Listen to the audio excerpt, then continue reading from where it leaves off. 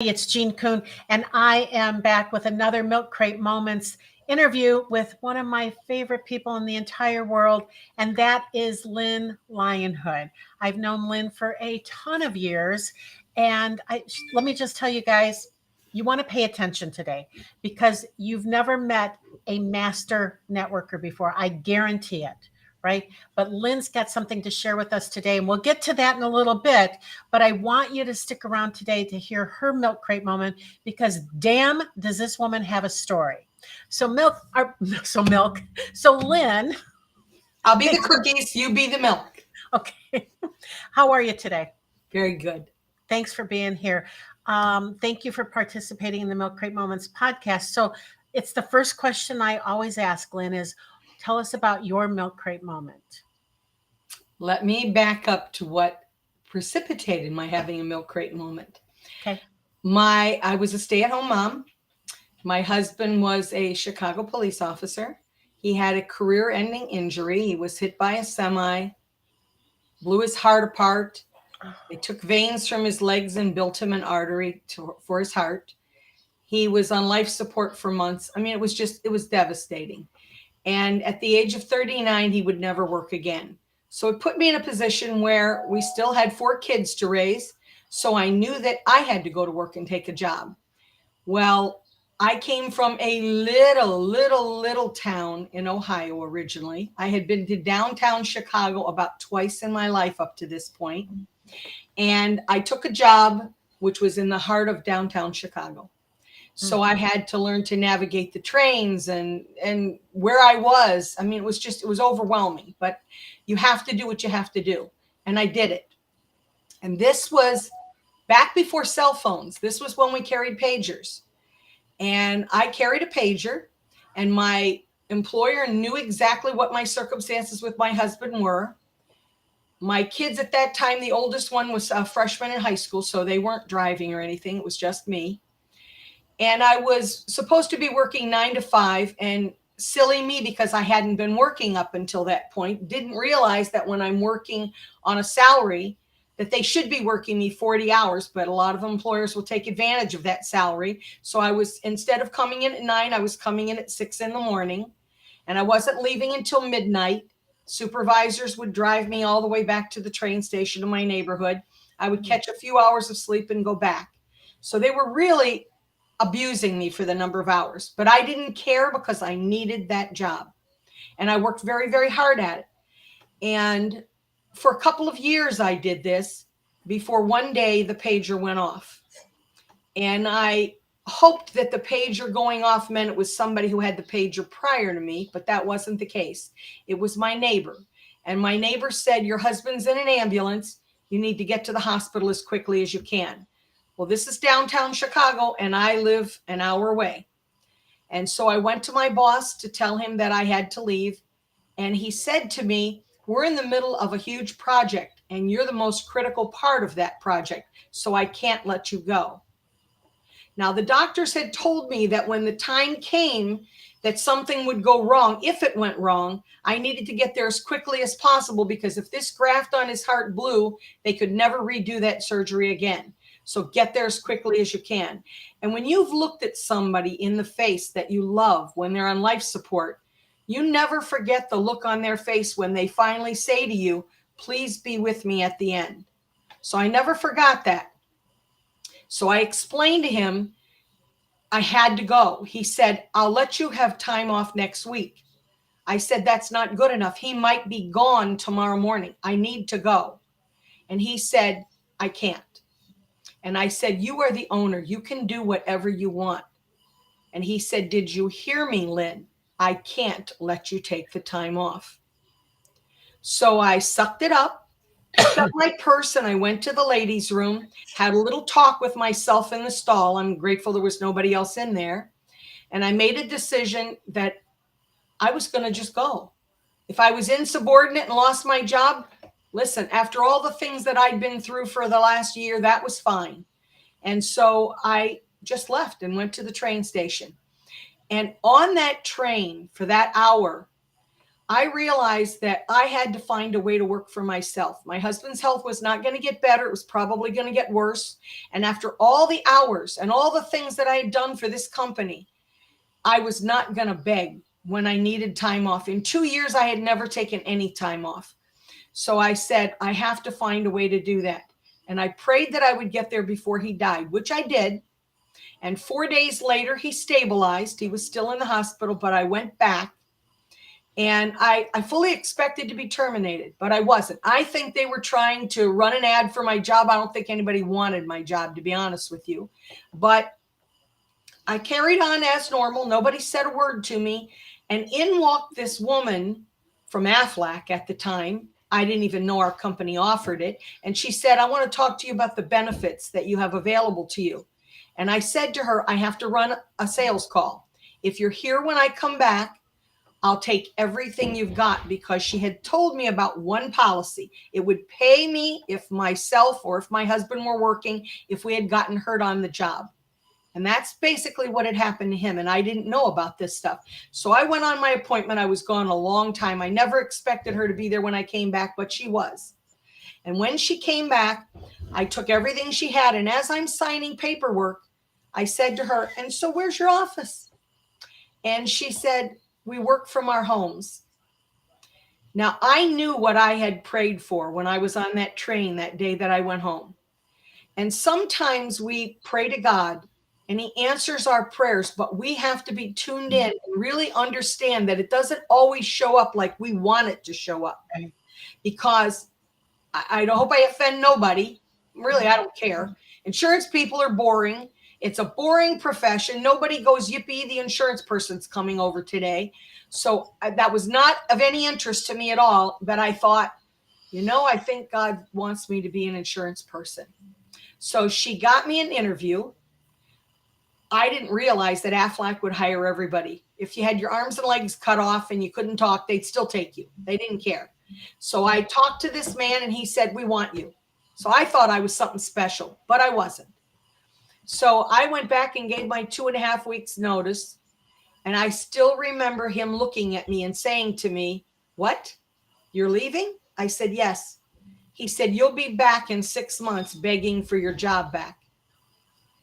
And I looked him in the face, and I want to give this advice to everybody who's in a situation like that. I did the worst thing possible to him. Now, I really wanted to say some mean things, but I didn't. I just looked at him for 5 minutes without saying a word. 5 minutes when you're in a tense situation seems like years. Mm-hmm. But I studied him. I studied his hairline and his ears and his eyes and his nose. And I just took in everything. And he was so uncomfortable. He kept saying, Lynn, talk to me. What are you doing? What are you doing? I didn't say a word. At the end of 5 minutes, I said to him, okay, everything's fine. He said, what did you do? I said, I have memorized your face and I am scared about where I'm going. But every time I think about quitting, I'm going to remember what you said and I'm going to remember your face and I will never quit. And he knew how hard a worker I was. And I left after 2.5 weeks. He tried everything to get me to stay. I didn't. And he became my client. Mm. So if I had not had that happen, I believe to me that was my milk crate moment, because once I began to work for myself, and I was afraid because I was making really good money. We weren't wealthy. That was just helping me dig out of the hole we had gotten in from the time he got hurt. But I want you to know that I had, again, a little talk with myself. And I said to myself, look, I figure I'm a slow learner. So I gave myself 1 year. I said, in 1 year, if I'm not making equal to what I left, I'll take my job back. Now, in my head, I remembered what he said in his face. So I worked like a dog. And at the end of the first year, I had far exceeded what I was making at the other job. And so I think, to be honest with you, I think I'm ruined.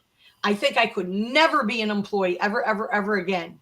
Because if you're self-motivated enough to make yourself do the things you need to do and you've worked for yourself, then you'll be fine.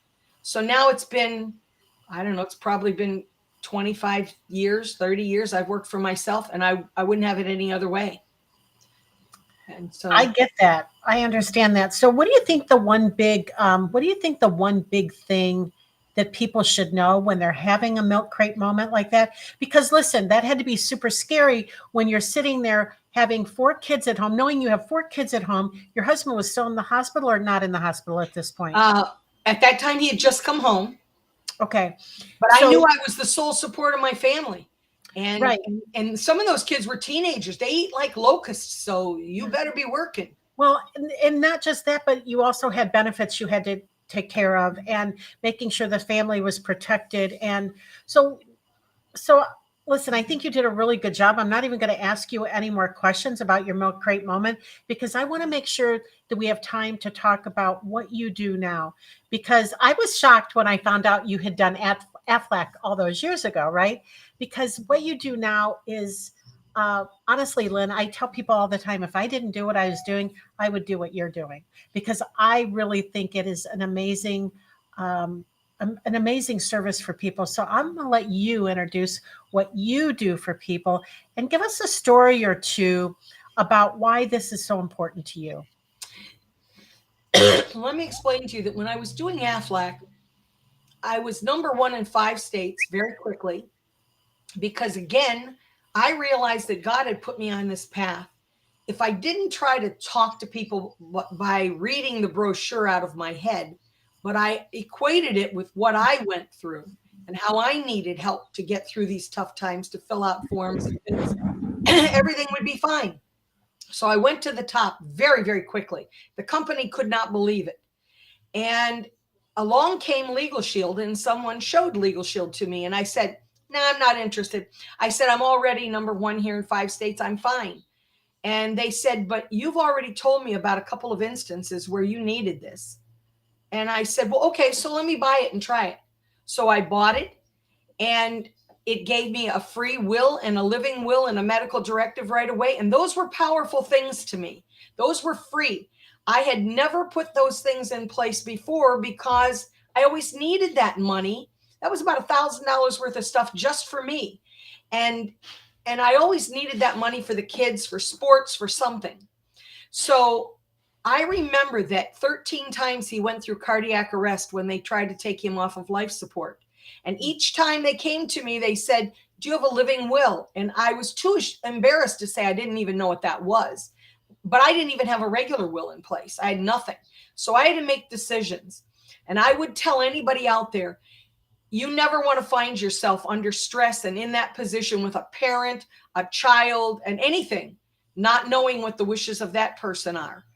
I mean, I had to make those decisions and just hope that I was making the right decision. So I encourage people now, if you don't do anything else, take that Legal Shield plan and get those documents in place for all your family members. It's complimentary. And so and what's the cost on that? Lynn, you said it's complimentary, but I don't think people realize how inexpensive this really is. Oh yeah, we're talking $30 a month will cover myself, a spouse, or a significant other. I would not tell you to have both of those because then you got a legal problem. And all children up to the age of 26.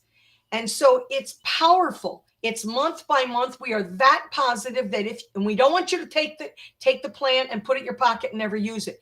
I encourage people to get the will, the living will, and medical directive done. And then I encourage them to take one day and sit down and write everything down that aggravates you.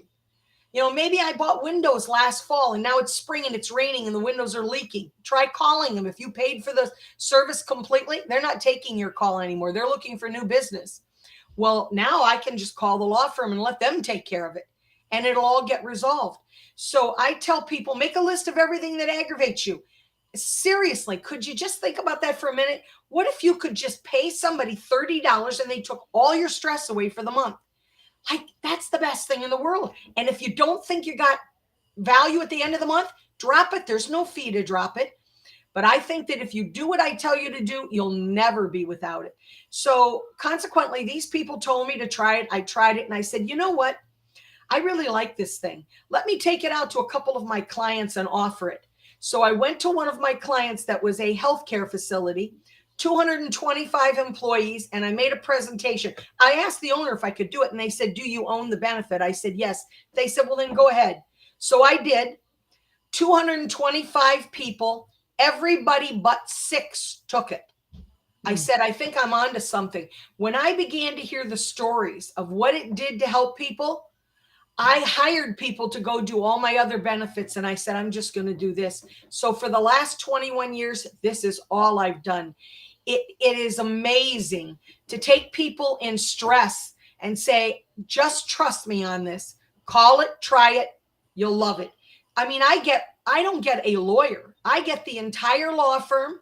I have 400 and some law firms in Illinois alone, not just one main one. I've got law firms in all 50 states, all of the provinces of Canada. So like I can run around and have problems all over the country, and it doesn't make any difference. Pick up the phone, call the lawyers, and let them fix it. Well, let's talk about what it does for small businesses, because, and then I want to go back to a story that I'm thinking about, that she was a client of mine that I referred to. I think I referred her to you. She might have had it already. I'm not sure, but I want to talk about her in a minute.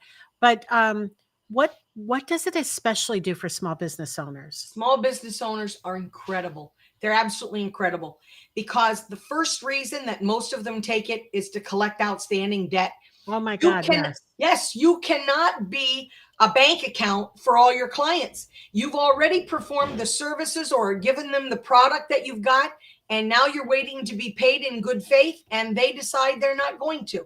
And you know what? I heard over and over again, people said, well, I wrote them letters. And I said, how'd that work out? They said, they're just ignoring me. And then sometimes they had gone to a lawyer, but it was very expensive to get a lawyer to write those letters. And then they would say they would go to collection agencies. Well, collection agency took anywhere between 30 and 50% of whatever they collected. So when it came to doctors or people in the construction trades or dentists, they said, are you kidding me? I have a $30,000 bill that needs to be collected. I'm going to give them $15,000 to collect it. I'm not. I said, so what are you doing? Well, I'm not collecting it, but I'm not doing anything. I said, I'll tell you what, just try it for 1 month. I'll give you the collection letters, and at the end of the month, you tell me if you want to keep it. And they called me after a week and said, don't ever take this away. I collected on 5 of them right away, and they keep all the money. We don't take a penny of it. So that was huge. Number 2. I've used that. I've used that piece. It was the first piece I used when I bought it. And when I have people who have income property, that's the other thing. If you have income property and your renters are not paying, they'll do the letters for them. If they have to be evicted, they'll do the evictions. I mean, this is great. Secondarily, the next big reason they had it is for HR issues, hiring and firing issues. I never realized that there were questions you can ask and there's questions you are not allowed to ask by law. Most people wouldn't know it. If Joe is a guy who changes oils in people's cars, he doesn't know that stuff. He's not big enough to hire an HR person, but he can't afford to make those mistakes. And then the newest thing, because lately everybody's making everybody a 1099. At least some of them think they're a fairy godmother and they just go, doink, Patty, you were an employee, doink, now you're a 1099. It doesn't work like that. And they're going to be in trouble when that happens. And so misclassification of employees is huge. And I said to them, who told you to do that? Oh, well, Joe down the street, he did it in his business. I said, when you get audited by the state for not paying those taxes after you've been paying for her taxes for 5 years, he's going to say he never told you that. He's never going to admit that he got you in trouble because this could lose your business. I said, you don't want to have that happen. And the third reason is government compliance. I don't know about you, but every January, if you went and Googled all the new laws that are put in place, it doesn't matter what state you're in, you would be shocked. You don't have time to read all those laws and understand them all. But guess what? They say ignorance is no excuse. You have to abide by them, and you don't even know what they are. So you want to make sure you're in compliance, and the law firm can do that for you because, again, they have business lawyers that'll take care of that. They have tax lawyers that'll take care of your tax issues. They want to make you very, very happy. They will work so hard for you. You'll be amazed. I think you'll be shocked. I know I'm shocked. I mean, my kids have it. I know at least my oldest son and my daughter have a plan, and it literally it paid for itself probably within the first week she had it. Right. So it was an apartment issue when she was moving out of an apartment. I don't want to go into that. What I do want to talk about is the story of a young woman that we both know. and she was a client of mine at the time, but she was in another state. You'll remember who it is in a minute. She was in another state. She got stopped for a DUI and she assaulted a police officer. Do you remember? No. And she got thrown in jail, right? And literally she got out. Somehow she got out, but then she had to go back. That's so funny that you don't remember. It was No, I about 4 don't years remember that, ago. because the one that I thought you were going to go with was the beekeeper, because that one was a powerful one to me too. She took it just because she wasn't sure she was going to use it. And I said, and everybody needs to have this. And so she took it. She trusted me. Mhm. And very shortly after she got it, she had been renting a property, fairly large property. I'm thinking like a farmhouse. I wasn't sure. But because she kept bees, she had a lot of property that she could keep her bees on. And it was in the fall at the height of her season when her bees were producing and she was doing all the farmers markets and everything. And out of nowhere, the landlord came to her and said, "You have less than 30 days to get out. I've sold the property." And she said, "But that's impossible. Like, I have all this stuff. Forget just my personal belongings," because she had a couple of children too. But she would have to move all the hives, which this was not a good thing to try to do that while they're producing like they are. And it was the height of her busy season. And she didn't have a busy season the whole year. She had to capitalize on her busy season. And she was very stressed. So she called Legal Shield. Legal Shield got back in touch with her right away and said, "By the way, there's a new law that's in place now that says that if your employer just gives you less than 30 days notice, Your landlord? yeah, the landlord, yes, I'm sorry, the landlord cannot do that." And she ended up getting like 3 months that she was able to be there until she had to move, which gave her enough time to find another location and Right. comfortably make the move and not disrupt her business. She said, "You don't understand what that means to me." I had another one that was a school teacher, and she had the plan. And she said to me on a Friday afternoon at lunchtime, she was called to the principal's office to be told to pick up her stuff and go home. There was an allegation made about her from a student. And this was primary grades. And she said, "What?" And she was very upset. And they said, "We're going to have a hearing about it on Monday." So by the time she got home and got settled and told her husband and her friends and cried and all the things she had to do, it was probably about 6 or 7 o'clock at night when most of the law firms are closed. And we do have service round the clock for emergency situations. Somebody's issuing a warrant at your front door, you're in an auto accident, things like that. Real emergency situations. Well, she felt this was an emergency. I knew it wasn't, but I didn't know what she did. She called the emergency number and told them that she was upset and this is what had happened. And they took care of it for her. They asked her to get a drink and calm down, and they would explain to her what was going to happen on Monday and what her rights were. She was so totally calm that she did not stress all weekend long. Monday morning came, she went in, everything went exactly like they had told her it was going to happen. And they told her at the end of that hearing that it was all unfounded. The child had made it up. She said, "Lynn, how can I put a dollar value on what just happened? I didn't get any money back from something that I bought that didn't work. I didn't get a settlement from anyone. It was the peace of mind. I felt so confident that they knew what was going to happen and I knew what my rights were and everything was going to be fine." So, I mean, I could just tell you a million stories of so many things that it has helped people with. And I think that's wonderful. I want to finish with the girl who was in the DUI, because what I remember from the story is that you had connected her with Legal Shield. I don't believe she was a client at the time. She met with an attorney at her hearing. She met her Legal Shield attorney at her hearing, and it cost her something like $6,600, where you had told me at the time that was well over a $10,000. $10,000. Yeah, now I I think you're remember kind of that. remembering who it was now. Yes. I still don't remember who it was, but I remember the incident because Yeah. I thought, you hit somebody. Now I know who it was. And Yeah. I'm thinking, you hit somebody, you hit a police officer. How did you do that? I think she had been drinking the night before or something. Yeah. And that was Hence what the had caused it. DUI, right? Yeah. Hence the DUI. But Yeah. no, she had actually physically hit a police officer too while she was drunk, right? So, Correct. but you got her out of you couldn't get her out of the jam, but it cost her a lot less A money lot less to than it have would have legal cost. shield than not to have legal shield, right? And she had Listen, immediate representation. the same goes with the identity theft. Mhm. I think people don't realize how that can screw up your life. It can keep you from getting jobs.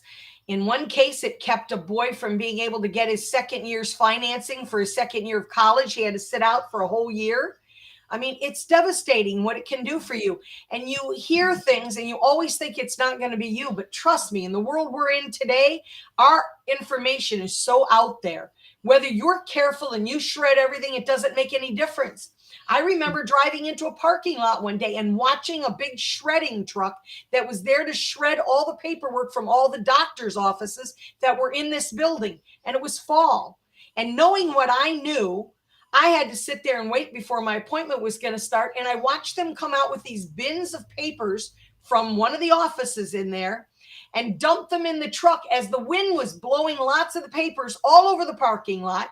They were blowing up against the chain link fences. And I thought, well, they're surely going to go pick those all up and throw them in the shredder. And they didn't. They took the tubs back in and they left. And I thought I could have gone over and picked up any of those pieces, which I probably should have done, found out what, knocked on doors and said, did this come from your office? Do you know that a lot of your patient's information is all over the parking lot? I mean, Right. it's scary. So it's not always how you care for your stuff. Right. Everybody else has to care for your stuff the same way. And people just don't care at their jobs like they used to. Well, I think the ID piece is good. And you guys came out just a year or two ago, probably two, maybe it's been 3 years, with the gun piece, right? To help people we have so many more people who are either concealed carrying or they're just getting a gun for home protection. And what does that do for them? What does the gun Oh piece my do for them? goodness. You know what I think? The worst thing that could happen is you have to fire that gun, maybe in a totally legitimate reason, and now you have to stress about what's going to happen to me. Yeah. I mean, it's people are getting unprovoked things happening to them all day long everywhere. The peace of mind is to know that we have lawyers on staff that just deal with those issues alone. I mean, that would be huge to make sure that you had that. I also have an amendment that they've added now for people. Lots and lots of people are delivering groceries, delivering pizzas, delivering everything for people. So anybody the Uber drivers, all of those people, I have a special amendment that covers them in case anything should happen there. Oh, I mean, wow. I didn't that's know about that. huge. Yeah, That's very it's huge. a ride share amendment. Anybody who drives and does ride share, it's very, very important. I had a kid once who was delivering pizzas with his family's car, and he thought he had put it in park and he didn't, and he hit a parked car alongside the street, and it was Oh. just a mess. So it's nice to know you have that. Yeah. Well, Lynn, thank you so much for sharing this. And I know you have. Oh, I want to go back to one quick thing because I said I introduced you as a master networker, right? Because one thing Lynn does very, very well is she knows how to make connections, I and love she knows how. Listen, you guys. I had to map out my clients not too long ago. About last June, I did it and figure out where my clients came from. Blah blah blah. And 86% of my clients came from Miss Lionhood, right? Where I had met them through a connect. She was the hub, right? I came in this way, the other person came in that way. We connected, but I would have never met them if I wasn't part of Lynn's networking group. And so you had so I asked her what she would like to give away today, and she wasn't really sure. And I'm like, I think you should give away an invitation to your networking group. So, you. Lynn, tell us a little bit about that. You know, Jean, I want you to understand that I take the networking. I make no money from the networking, but the networking is very important to me. I know it is. When my husband was having his surgery, and later I had a really terrible incident with my daughter, and it did not turn out really great for her. But I had prayed that day also, and I had prayed that if they were spared, my daughter and my husband, that I would do something every day of my life now for two people.